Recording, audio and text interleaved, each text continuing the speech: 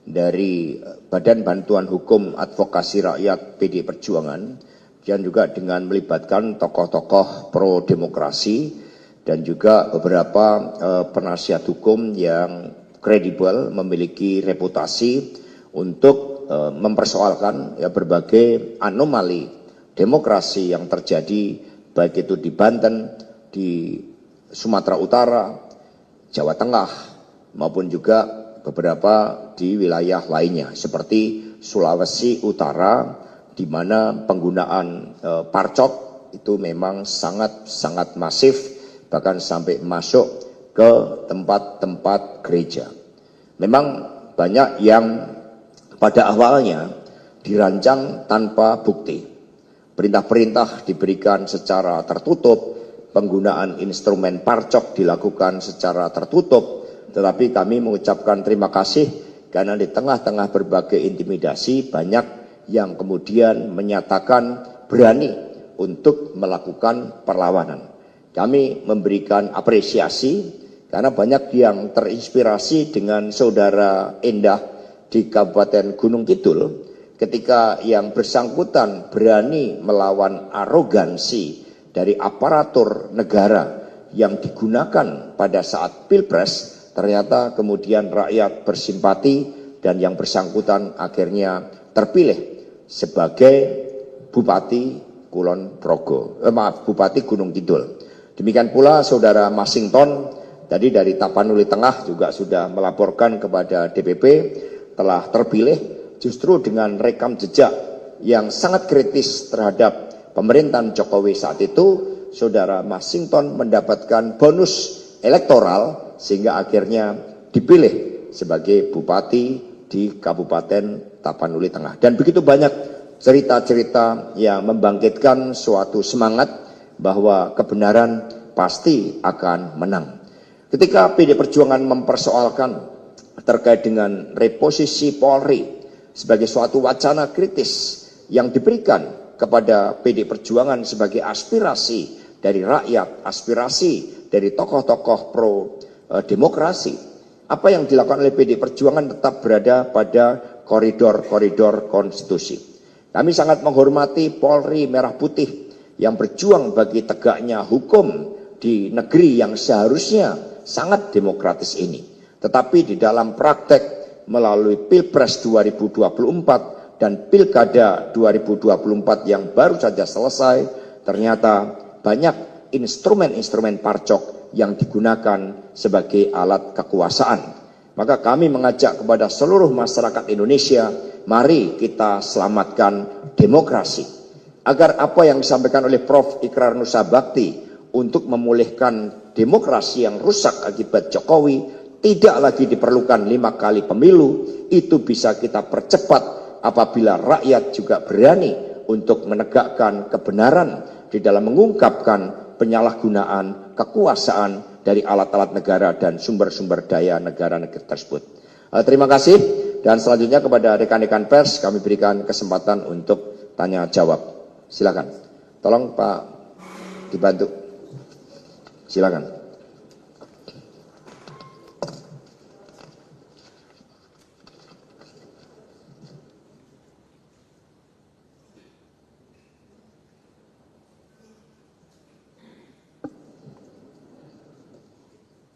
Cek, oke.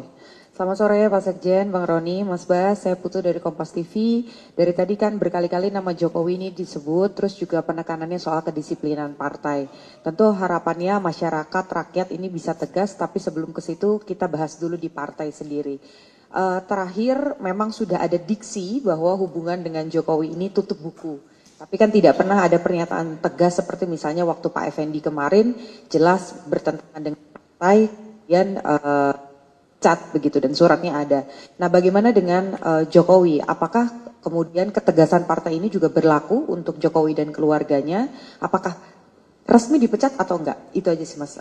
Mungkin bisa dijawab dengan lantang, baik itu Mas Hasto ataupun juga Mas Bas. Terima kasih. Baik, terima kasih. Jadi ketika Saudara Gibran dan Bobi dicalonkan oleh partai politik lain, dan kemudian itu juga di-endorse oleh Bapak Jokowi, apalagi melalui suatu proses mencederai konstitusi dan demokrasi itu terbukti dengan pelanggaran etik yang sangat berat terhadap saudara Anwar Usman, maka pada saat itu juga ketika konstitusi saja dikebiri, maka otomatis status seluruh kelekatan keanggotaan yang berkaitan dengan PDI Perjuangan sudah dinyatakan berakhir. Mengapa? Karena PDI Perjuangan digerakkan oleh suatu cita-cita. Dan itu dibuktikan dengan pengiriman surat dari DPC Kota Surakarta, tempat KTA Mas Gibran berasal, yang memberitahukan bahwa berdasarkan undang-undang partai politik dan ADART partai, keanggotaannya secara otomatis berhenti. Nah, sehingga di dalam tradisi membangun kehidupan berbangsa dan bernegara yang baik, ketika seseorang telah melupakan suatu ide, gagasan, cita-cita kolektif yang membentuknya, dan kemudian membangun suatu rejim kekuasaan dengan segala cara, bahkan masyarakat Sumatera Utara bisa merasakan bagaimana ketika saudara Bobi Nasution itu dipaksakan untuk menjadi calon gubernur, dan proses pemilihan menjadi gubernur itu juga melalui pengerahan aparatur negara, sumber-sumber daya negara, dan suatu kontestasi yang sangat tidak fair yang ditunjukkan oleh ketidakadilan yang terjadi kepada Bapak Edi Rahmayadi, maka di situ semua menjadi bukti-bukti pengingkaran terhadap konstitusi dan demokrasi itu sendiri. Ketika seseorang sudah berkhianat terhadap konstitusi, sudah berkhianat terhadap demokrasi, dan juga menyalahgunakan hukum, maka sanksi dari rakyat itulah yang dibebankan kepada mereka-mereka yang secara sengaja telah merusak demokrasi itu sendiri. Sehingga saudara-saudara sekalian, keanggotaan PDI Perjuangan bukanlah semata-mata pada ada atau tidaknya KTA, tetapi pada komitmen di dalam membangun peradaban kehidupan berbangsa dan bernegara yang baik. PDI Perjuangan percaya pada nilai-nilai Satyam Eva Jayate, sehingga mereka yang menanam angin akan menuai padi. Itulah yang kita yakini sebagai suatu bangsa, karena di dalam sejarah peradaban umat manusia tidak ada kekuasaan otoriter sekuat apapun mampu bertahan kecuali mereka-mereka akhirnya menjadi sisi-sisi gelap dalam sejarah. Ini sebagai contoh bagaimana mereka-mereka yang pada masanya itu dikenal sebagai sosok pemimpin yang begitu kuat, tidak terkalahkan, tetapi akhirnya sejarah mencatat bagaimana mereka menjadi sampah dari sejarah itu. Demikian dari kami, terima kasih. Next.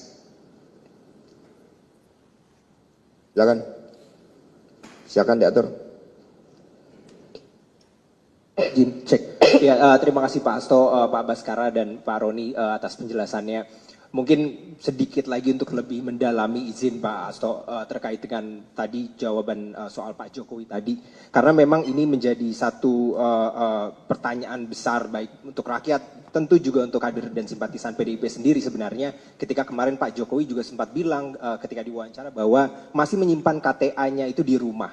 Tapi kalau kita ingat dalam dinamikanya PDIP sendiri kan sebenarnya sudah pernah tegas dalam soal Pak Effendi, lalu kemudian Budiman Sujatmiko dan berbagai macam kader PDIP sebelumnya begitu, sehingga memang perlu ditegaskan kembali soal apakah memang KTA itu masih ada di Pak Jokowi dan belum berproses soal surat rekomendasi pemecatan atau seperti apa Pak Hasto. Terima kasih.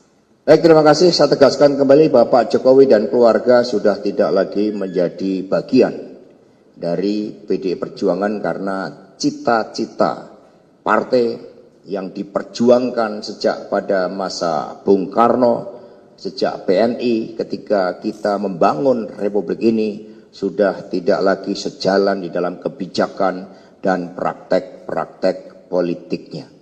Sehingga itulah yang terjadi, dan kemudian kita melihat bagaimana ambisi kekuasaan ternyata juga tidak pernah berhenti.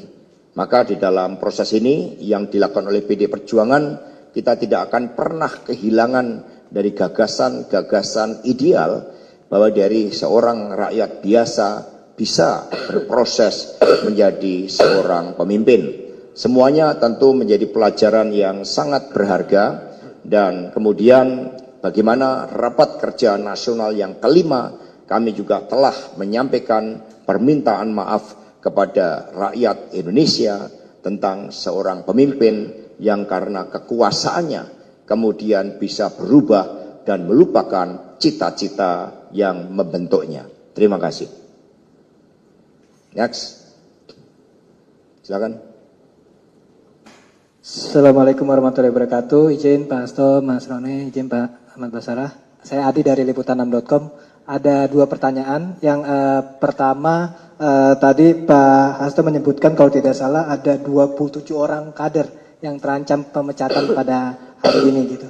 Artinya dipertegas lagi bahwa dari 27 nama yang disampaikan tadi tidak ada nama Jokowi dan keluarga. Terus yang kedua, terkait dengan gugatan yang akan didaftarkan di Mahkamah Konstitusi, itu nantinya apakah dibundel menjadi satu atau diseplit menjadi beberapa berkas, artinya beberapa daerah gitu didaftarkan menjadi satu, atau ada beberapa daerah yang menjadi concern untuk mengetahui melaporkan adanya kedugaan kecurangan atau keterlibatan partai coklat tadi. Demikian, terima kasih. Gugatan ke Mahkamah Konstitusi nanti akan dilakukan sesuai dengan tingkatan. Ada yang kabupaten kota, kemudian ada yang tingkat provinsi. Ya sejak awal bagaimana di dalam wawancara saya dengan Akbar Faisal, di situ kan ditegaskan bagaimana tekanan yang ditujukan kepada saya agar tidak campur tangan terhadap pilkada di Sumatera Utara, di Jateng, di Jatim, kemudian Jogja, beberapa wilayah Jogja, karena semua sudah diatur dan akhirnya itu kan terbukti terjadi. Nah karena itulah partai terus mengumpulkan bukti-bukti meskipun sejak awal berbagai operasi-operasi khusus dengan melibatkan parcok memang dirancang tanpa bukti. Tetapi yang kami yakini adalah ketika seseorang melakukan suatu tindakan dan tidak mau mengakui tindakan tersebut, maka salah satu solusi yang ditawarkan para psikolog adalah uji kebohongan.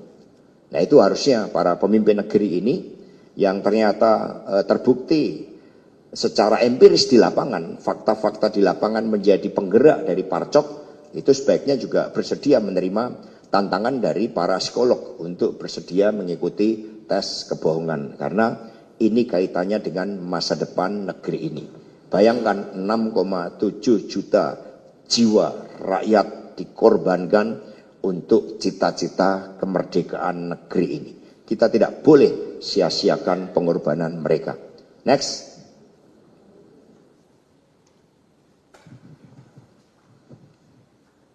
Sore Mas, saya Yogi dari Harian Kompas. Kemarin kan anggota DPR Julius Setiarto diberi sanksi ya oleh MKD gitu ya, sanksi etik. Padahal kan sebenarnya harusnya kan ketika mengunggah itu publik menjadi sadar, dan DPR khususnya Komisi 3 kan mendalami kasus parcok ini kan, tapi justru memberikan sanksi etik. Bagaimana sikap PDI atas sanksi tersebut? Ya, kami memberikan dorongan kepada saudara Julius untuk tidak pernah berhenti, karena setiap anggota DPR punya kebebasan untuk bersuara, kebebasan dan juga dilindungi hak imunitas. Sehingga apa yang terjadi di MKD juga menunjukkan bagaimana hegemoni kekuasaan itu bekerja. Sehingga anggota DPR pun itu sampai diberikan sanksi teguran oleh MKD yang seharusnya memberikan perlindungan bagi setiap anggota DPR RI apapun fraksinya untuk menyuarakan kebenaran. Jadi kami akan memberikan advokasi. Bahkan kalau perlu, itu sidang itu juga harus dibuat terbuka supaya masyarakat bisa memahami. Next. Silakan.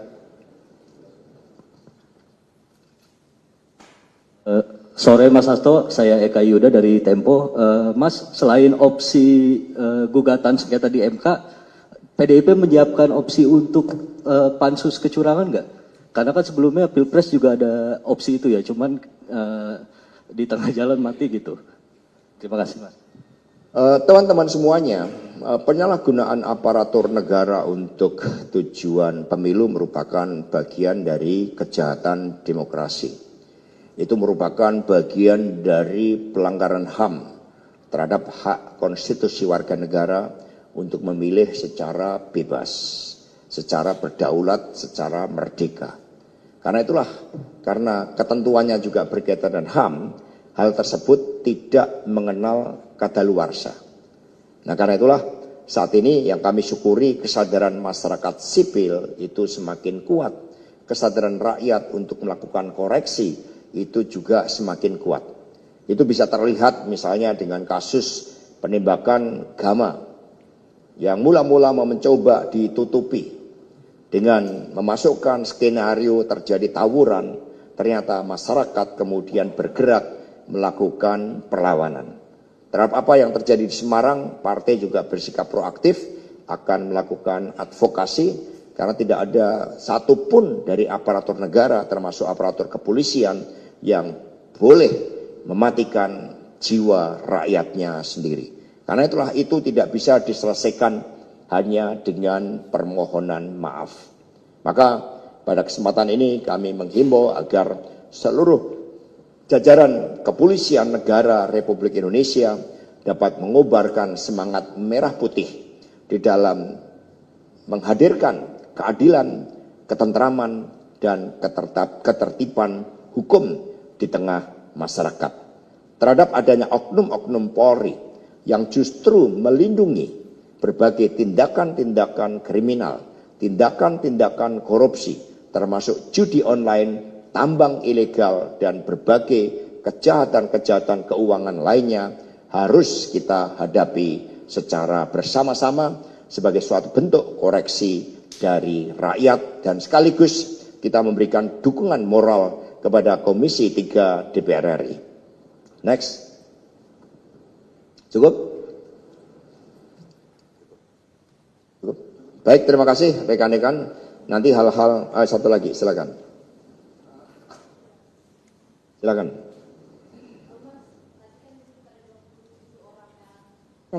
Mas tadi disebut ada 27 orang yang dipecat itu, kalau boleh di-spill Mas siapa aja, apakah ada nama? Nanti akan diumumkan ya tanggal 17 Desember ya bersama-sama. Sekaligus. Jadi nanti dalam upacara partai kita akan umumkan sehingga ada protokol partai supaya proses penegakan disiplin itu betul-betul nanti menjadi kesadaran bagi seluruh kader-kader partai. Karena ketika kita masuk di dalam suatu partai politik, kita meluruhkan diri pada suatu kepentingan partai yang lebih besar, yaitu untuk rakyat, bangsa, dan negara. Dan mengakhiri konferensi pers ini, kami sekali lagi mengucapkan terima kasih kepada seluruh rakyat Indonesia, seluruh masyarakat sipil, perguruan tinggi, para lawyer yang menyatakan dukungannya kepada kami, juga kepada rekan-rekan pers. Mari kita bangun Indonesia Raya, jangan korbankan pengorbanan dari jiwa raga lebih dari 6,7 juta rakyat Indonesia demi kemerdekaan Indonesia kita. Terima kasih. Wassalamualaikum warahmatullahi wabarakatuh. Om Santi Santi Santi Om. Rahayu Merdeka. Terima kasih.